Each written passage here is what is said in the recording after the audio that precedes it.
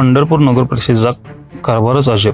रस्ता केल्यानंतर लक्षात येते की अरे, ड्रेनेजचा चेंबर तर आतच राहिला.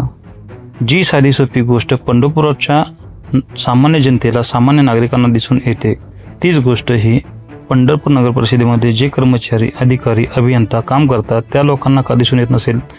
रस्ता करत्यावेळी जे चेंबर बांधकाम करून वरती उचलू शकतात ते चेंबर आत गेल्याने, रस्ता झाल्यानंतर किंबहुना चेंबर तुंबल्यानंतरच पंढरपूर नगर परिषद आणि नगर परिषदेचे कर्मचारी, अभियंता आणि अधिकारी यांच्या लक्षात का येते.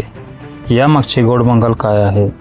रस्ता तयार करताना जर हे चेंबर वरती उचलले तर एकच वेळेस खर्च होतो आणि रस्ता तयार केल्यानंतर चेंबर साफ करायचा असेल तर तो चेंबर ओळखण्यासाठी रस्ता खोदून चेंबरवर घ्यावा लागतो, नंतर तो साफ करावा लागतो.